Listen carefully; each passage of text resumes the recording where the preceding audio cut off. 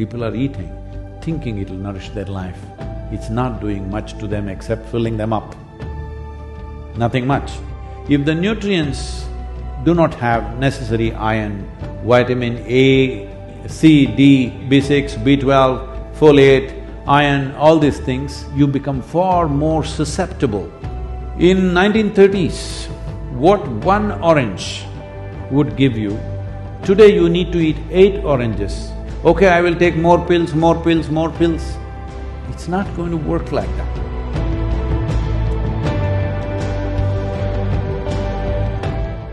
The reason why this pandemic is having the kind of toll that it's having upon us, there are medical issues, I'm not entering that. One fundamental thing is, the soil nutrients are so low. How low is it? The soil depletion, I'm only talking about United States. The soil depletion in United States has led to 21% drop in vitamin A in all the fruits, vegetables and everything else that you're eating. 30% drop in vitamin C, 37% drop in iron levels, 27% drop in calcium levels. The things that today you all think is very healthy to eat salads and stuff, the spinach, what is your favorite leaf? The lettuce and tomatoes and other things which you normally use in your salad. From the early 20th century, what level of nutrients they had and what they have today is only 10% left, 90% lower than what it was in early 20th century. So you're largely eating water sacks without much nutrient in it. If we had that level of nutrition, our ability to… not 100%, but our ability to counter this would have been different. We would be at a different level of immunity that it wouldn't be such a scare. So many people need not die. I'm saying over 6 million people have died in the world. United States alone is nearly 900,000 now. Just United States alone is nearing 900,000 number of deaths. The nutrient studies across the world are showing the nutrient depletion in the food across the world is so significant, it's tragic that we are eating something thinking it is food that nourishes us, but actually it has nothing. The question is not even… I'm not even going to the place of fertilizers, pesticides, herbicides, I'm not even going there about… that is outright poisoning, all right? I am talking about depletion of food. That itself is tragic. People are eating, thinking it'll nourish their life. It's not doing much to them except filling them up. Nothing much. And that is one reason why we have to fear the pandemics.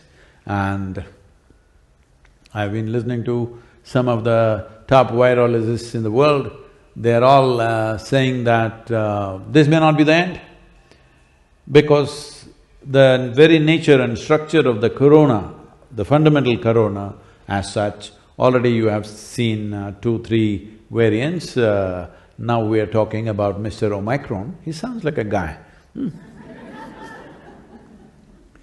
So, they are saying far more virulent and far more capable viruses can easily develop with a small rejig in their basic structure, and they're very much capable of doing that any moment. So that is what every government fears, that is what every scientist fears, and that should be the concern of every citizen. But in all this, soil has a significant role. Let's come to the food that we eat.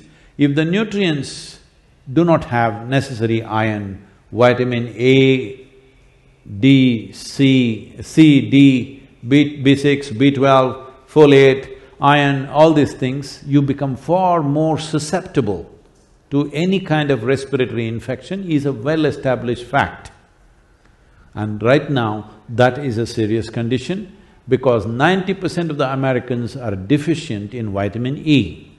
And that is why highest level of deaths in a given country for the population has happened in this country. For 350 million people, nearly 1 million people are dead. This is the highest in the world. There are countries like India and many other nations far more densely populated. Just the amount of space that you have, you should have been safe. But lack of nutrients and irresponsible behavior has cost us so much. We have to ensure that more people don't go in this direction. So soil is a very important part. 43% deficient in vitamin A.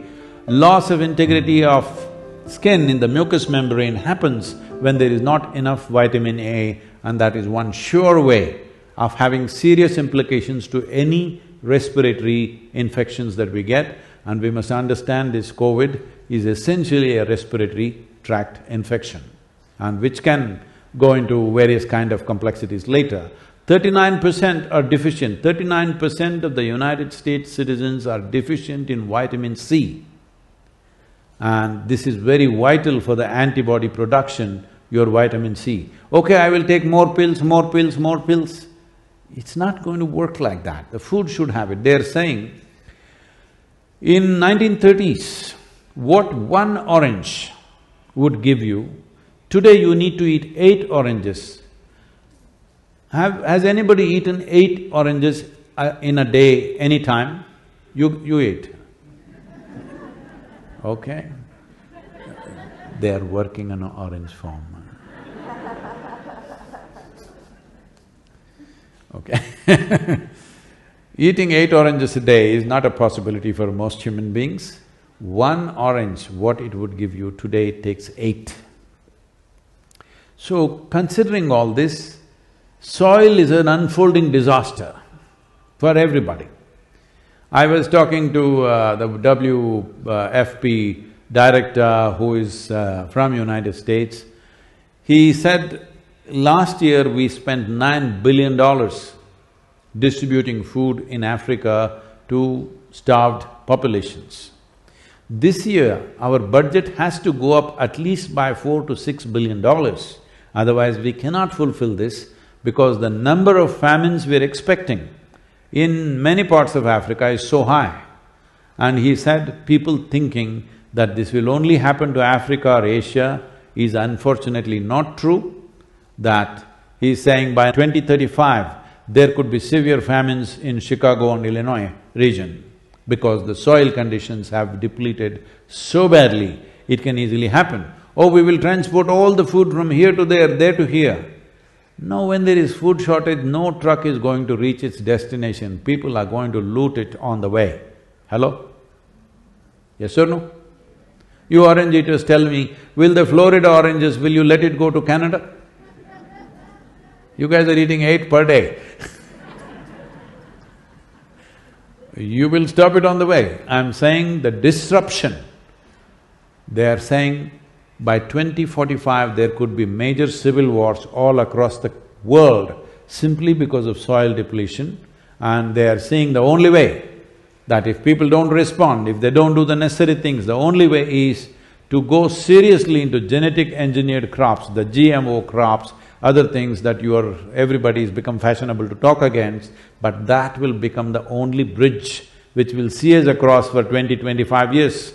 But after that, when you crash, there is simply no recovery unless you put the soil back. Every year, on an average, there is a loss of 27,000 species of microbes are going extinct per year.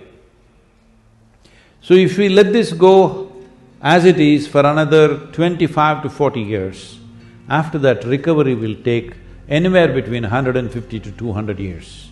If we act now, if we change the policies now and begin to act in the next 10 to 15 years' time, in 25 years' time we can turn this situation around. I feel this is a fundamental responsibility that we owe to ourselves and to future generations on this planet. What do you think?